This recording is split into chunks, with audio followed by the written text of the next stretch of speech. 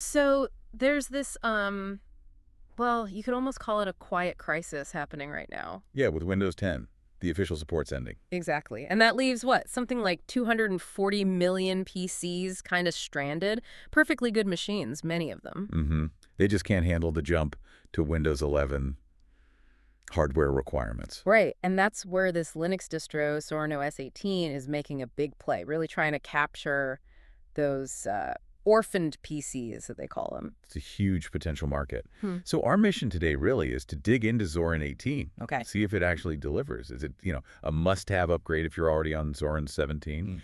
And maybe more importantly, Does it solve the real pain points for people switching from Windows? precisely, does it genuinely ease that migration headache? First impressions, visually, it's polished. You've got the rounded corners, that floating panel look. Yeah, it hovers a bit, lighter colors too, redesigned settings out. Definitely looks modern.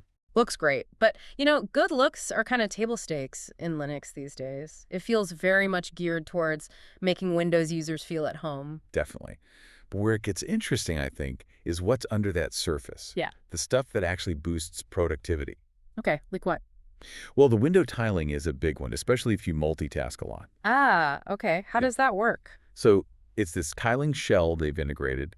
You just drag a window up to the top edge, Uh-huh.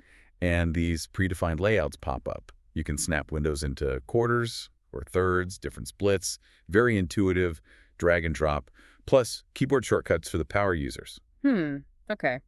That's definitely more than the basic window snapping. It really streamlines the workflow. That sounds useful for people already comfortable multitasking, but for the average user coming from Windows, the big hurdle is often software, right? They're used to Microsoft Office or Google Docs. Absolutely. And Zorin seems to get that. That's where their new web apps tool comes in. It's Yeah. actually quite clever. Web apps tool. Yeah. So instead of forcing you to find Linux alternatives immediately, it lets you take web services, think Office 365 in the browser, Google Docs, even the web version of Adobe Photoshop, Okay. and it packages them up to look and feel like standalone desktop applications. They run in their own window, get their own icon.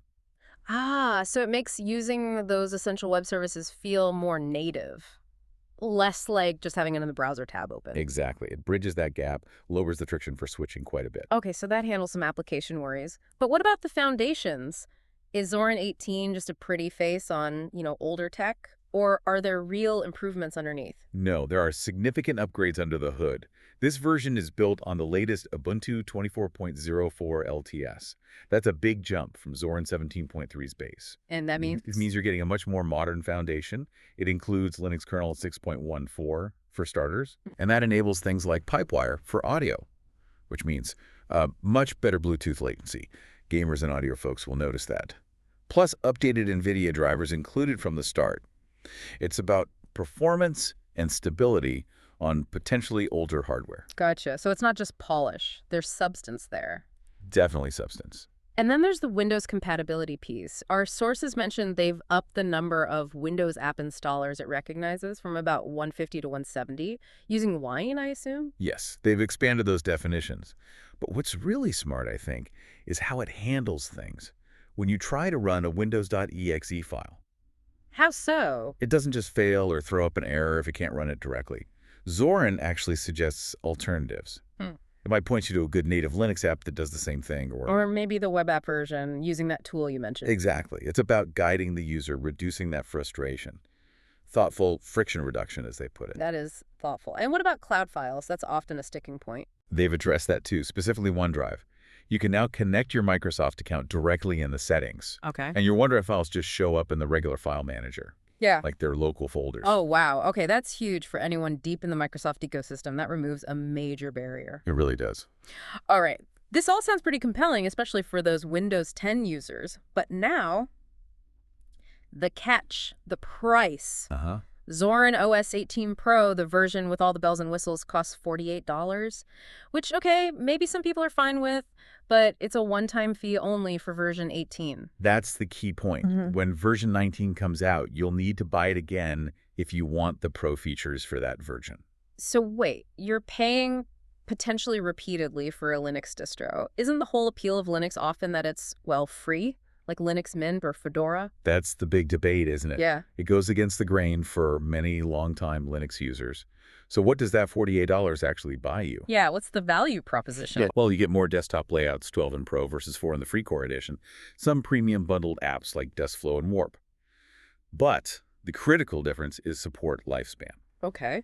Zorin 18 Pro is based on Ubuntu 24.04 LTS. That means it gets security updates until June 2029. That's nearly 4 years from now. And the previous version, 17.3. That one's supported until June 2027. So paying the $48 for version 18 essentially buys you 2 extra years of support and security patches compared to sticking with 17.3. Ah, okay. So it's not just features, it's longevity. An extra 2 years of life for potentially older hardware. Exactly. That's the main financial justification for the recurring cost model. So wrapping this up, what's the verdict for you, the listener? Based on what we're seeing, Zorin 18 looks like a really strong recommendation if you're one of those 240 million Windows 10 users facing that deadline. The polish is there, the migration tools are smart. It genuinely seems designed to make that switch as painless as possible. But if you're already happily using Zorin 17.3, maybe hold off for a bit. Let the direct upgrade path mature. No huge rush. Agreed. And definitely try the free core edition first, regardless. See if the basic experience works for you before even thinking about paying. Good point. Which leaves us with the final thought, really. Zorin's approach, the focus on ease of use, the Windows familiarity, it's undeniably effective for attracting switchers. But does that recurring $48 cost, version after version, ultimately undermine the value, especially when powerful, completely free alternatives exist? Or is paying for those extra 2 years of guaranteed long-term support actually a smart investment to keep those perfectly good older PCs running securely for longer? Something to definitely consider. Is the convenience and extended support worth the recurring price tag? That's the question for you to mull over.